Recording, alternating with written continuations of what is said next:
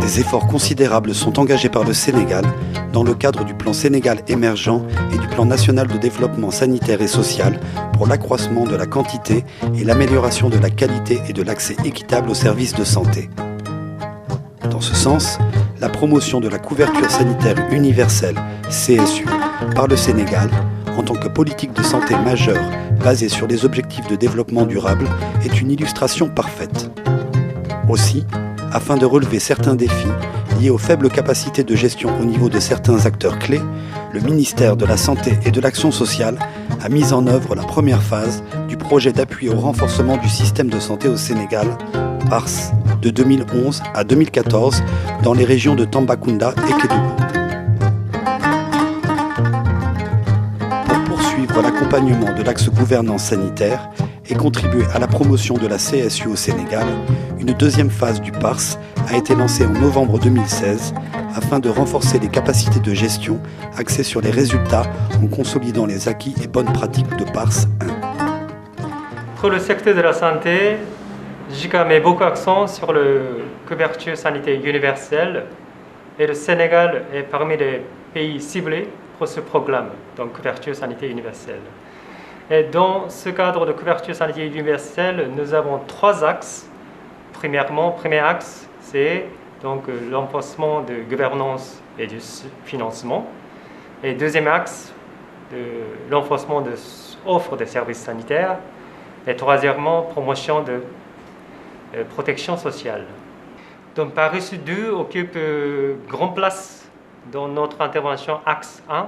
Donc axe 1, l'enforcement de gouvernance et du financement.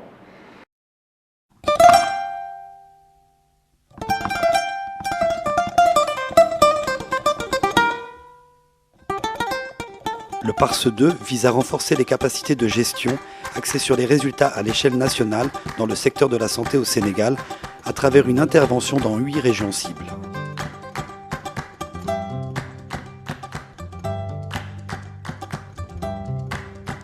Pour ce faire, 5 composantes ont été inscrites dans le cadre logique du projet pour contribuer à l'amélioration de l'environnement de travail et la qualité des services à travers l'approche 5S, l'amélioration de l'organisation de travail à travers l'utilisation des outils de gestion et l'amélioration de la capacité de planification, suivi et évaluation et la qualité et l'utilisation des données sanitaires à travers le PTA-DPPD et le DHIS2-SIG. Pour atteindre les résultats escomptés à travers ces composantes, la mise en œuvre flexible des activités sur la base d'une combinaison de différentes stratégies a été déterminante. En effet, avec les restrictions liées à la pandémie, le projet a pu assurer la continuité des activités tout en apportant un appui en équipement et produits de lutte contre la Covid-19.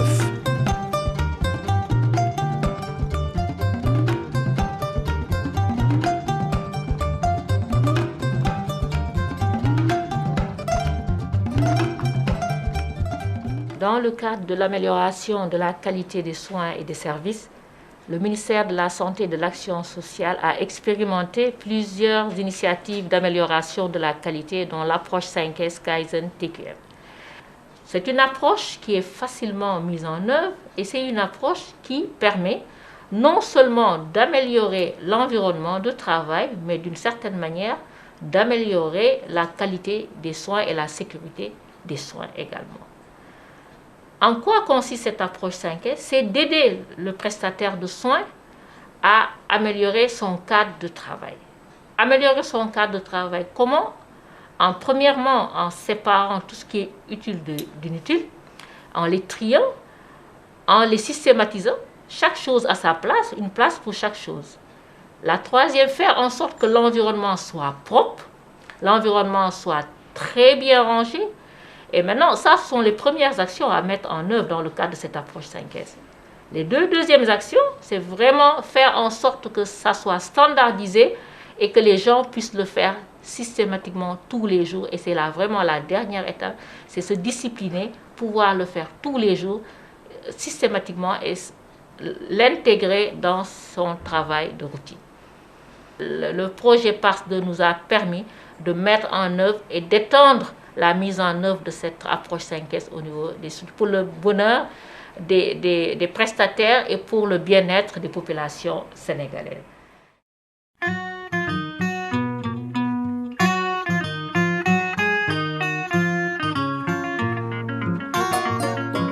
La promotion de l'utilisation des outils de gestion des ressources et de l'information sanitaire, OGRIS, vise une amélioration de la gestion des ressources, de l'organisation du travail et du système de planification dans les structures de soins de santé de base.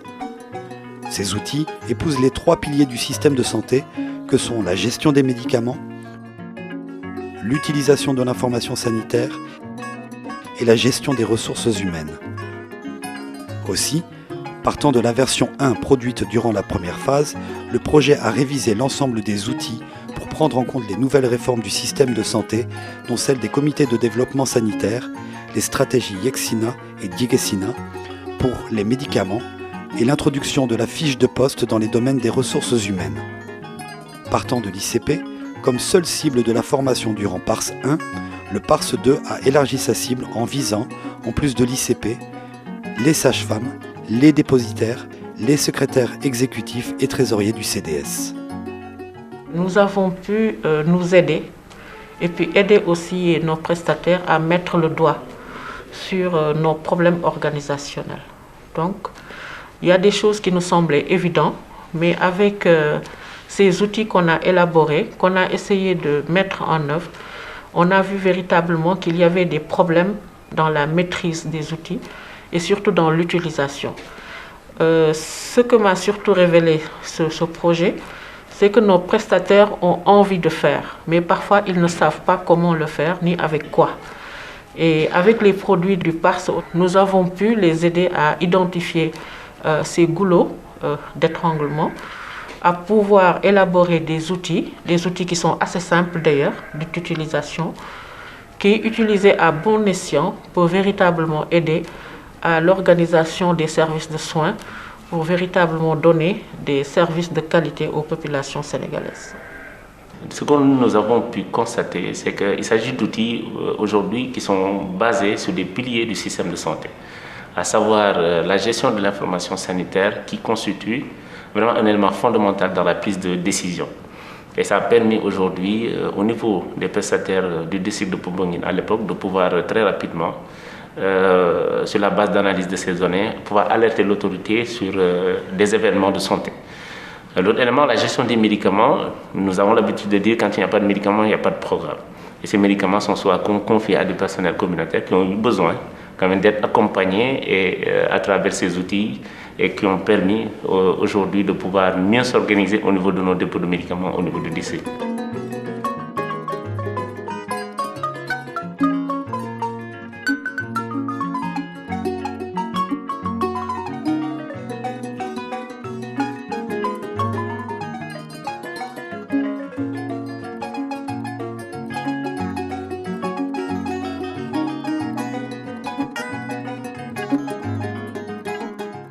Le premier avantage de l'accompagnement avec les OGRIS, c'est que les formations ont été conjointes. Donc, comme je le disais tout à l'heure, nous sommes au même niveau d'information. Cela dit, vous verrez que dans nos structures de santé, notamment au niveau du centre de santé, vous allez trouver les fiches de poste et les fiches de description des tâches. Ce qui fait qu'il n'y a plus des gens qui se marchent dessus dans le travail ou bien qui débordent leurs prérogatives ou n'en font pas assez. Donc ça a déjà amélioré cela. Au-delà, nous avons fait également, nous pouvons remarquer que ça a amélioré notre planification, notamment à travers les plans d'action. Aujourd'hui, chacun sait chaque matin ce qu'il doit faire. Et c'est plus simple dans l'organisation du travail. Et chacun sait ce qu'il doit faire et sait ce que l'autre doit faire également. Donc c'est important que qu'on puisse être au même niveau d'information. Ça facilite les rapports humains déjà. Voilà, ça c'est l'évolution des accouchements en 2021. Chaque mois, on doit représenter les accouchements de janvier jusqu'à décembre. Oui, c'est ça qu'on a fait. Vous voyez ici, on a un pic le mois de mars. Le mois de mars, on a aussi les accouchements diminuent diminue jusqu'à juillet et ensuite ça reprend pour le mois d'août, septembre et octobre. C'est ça qu'on a. Vu aussi les accouchements à domicile qui posent beaucoup de problèmes dans ces milieux-là. Voilà. Mais avec l'appui de la formation des OGRIS, ça va mieux nous aider de faire ces genres de diagrammes pour voir exactement où se situe le problème, pour pouvoir les résoudre.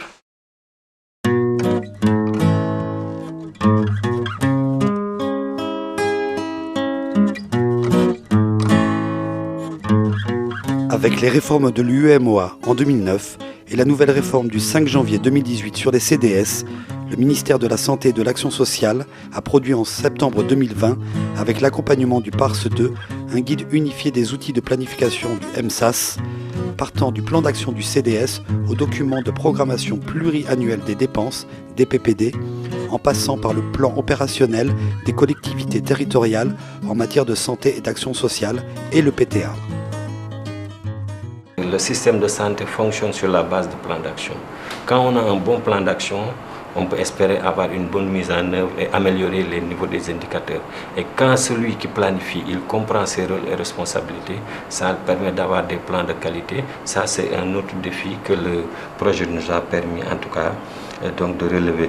L'autre défi qu'on a pu aussi relever, c'est l'implication des collectivités territoriales dans le processus de planification.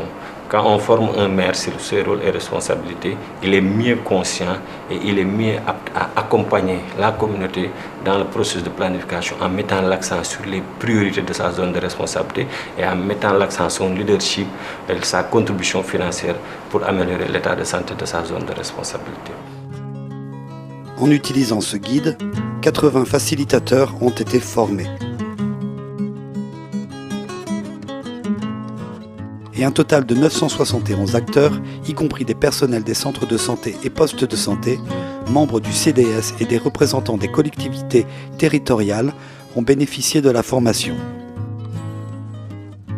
Ainsi, le ministère de la Santé et de l'Action sociale a boosté la qualité et la promptitude des plans soumis, notamment à travers l'adoption d'une nouvelle logique de planification partant de la base vers le sommet, portant une meilleure compréhension dans l'articulation des différents plans, comme le plan d'action CDS et le POCT, et clarifiant les rôles et responsabilités de chaque acteur. Moi, en tant qu'élu, j'ai bien apprécié l'apport du projet PARS 2 dans l'élaboration des documents de planification que sont le plan d'action du CDS, le POCT de la collectivité territoriale, à l'occurrence la commune, le PTA du district. Ces documents-là, qui ont été élaborés avec l'appui du PARS, mis en œuvre par le ministère de la Santé et l'Union des associations d'élus locaux dans l'ensemble des communes partenaires du projet PARS, notamment dans la région de Kaolack et la région de Fatick, a beaucoup aidé ces élus dans la matérialisation de l'ensemble des idées qu'ils avaient pour pouvoir faciliter la mise en œuvre de leur plan d'action au niveau des CDS et au niveau des collectivités territoriales. Ça nous a permis de savoir là où s'arrêtent les fonctions de l'autre. Ce lien qui est entre le personnel, ça nous a permis de savoir là où s'arrête l'autre. Et avec le CDS aussi, après la formation, il y a même certains graphiques même, c'est qui l'a dessiné. Donc ça a amélioré même les membres du CDS parce que il y a certains graphiques, ils l'ont fait et c'est après la formation peut-être qu'ils l'ont fait. Donc il les a même plus permis de s'impliquer dans le travail même du poste et même sur les indicateurs. Parce que s'ils arrivent à connaître qu'on revoie les indicateurs par mois ou par an et de les reporter, ils ont plus impliqué dans ce qu'on fait nous au niveau du poste. Avec les collectivités territoriales, c'est bien parce qu'il nous permet aussi de les donner à temps nos plans d'action, ce qu'on veut faire et ce qu'on envisage faire pour qu'ils intègrent ça à temps aussi dans leurs activités.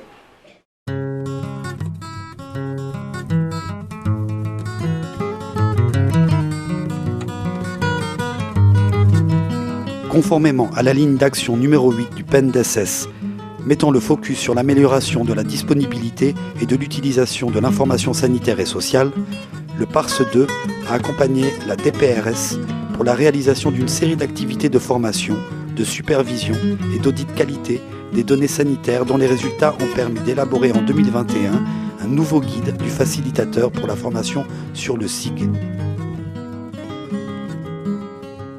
Ce guide sur la formation en système d'information à des fins de gestion est un produit qui est hautement important pour le système d'information parce que, comme j'ai dit, nous avons la mission de former les acteurs du terrain sur la gestion du système d'information, donc depuis les outils, la production des rapports d'activité et tout.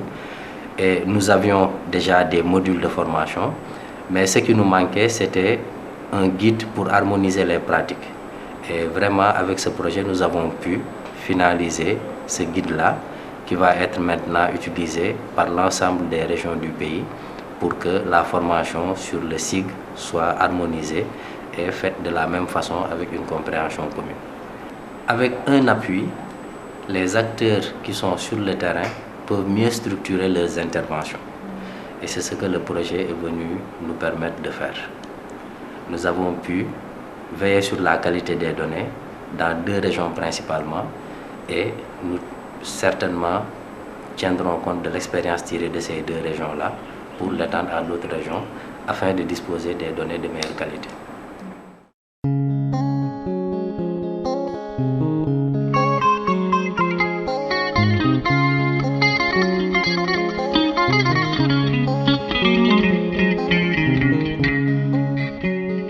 Ce paquet d'interventions qu'on a eu à Fatick nous a permis de renforcer encore la région médicale et nos districts sanitaires dans la gestion vraiment de nos programmes de santé.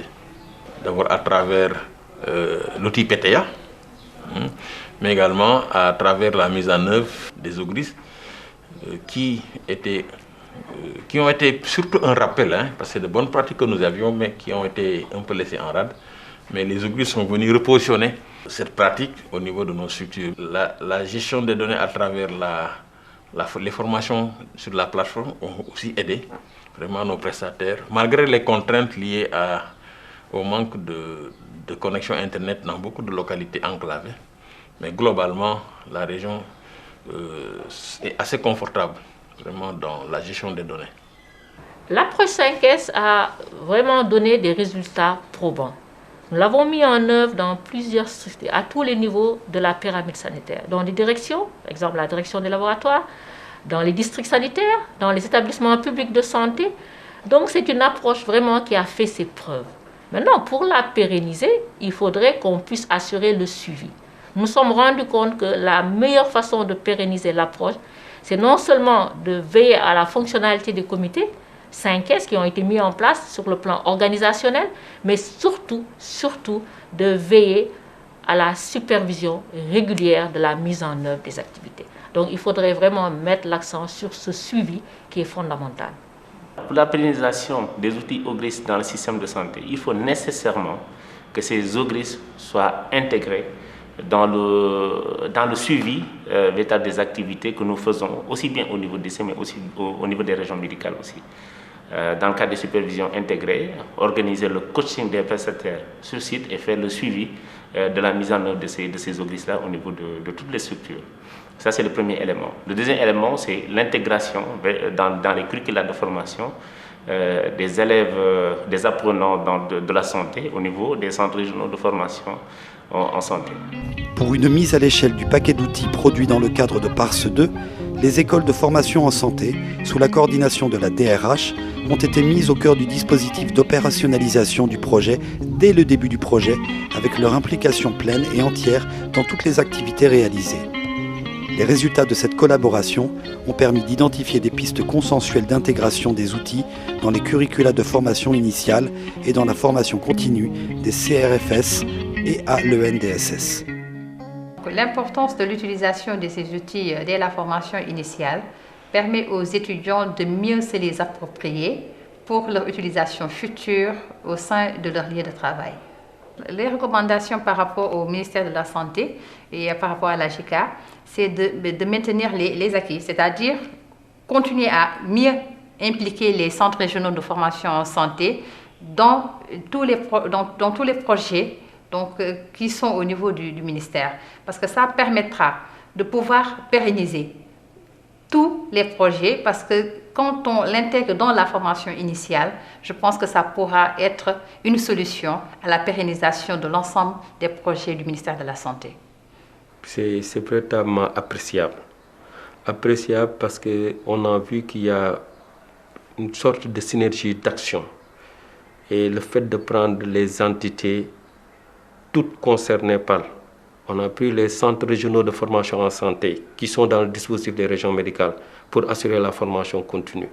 Les autres partenaires qui ont vu en tout cas ces interventions concernées par les OGRIS. Je prends l'exemple des fiches de poste que HRH a commencé à mettre en œuvre.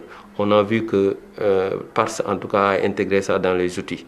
Et cette synergie d'action avec l'implication des uns et des autres a permis véritablement de rendre confiants les acteurs, permettant d'intéresser en tout cas tout un chacun dans ce processus.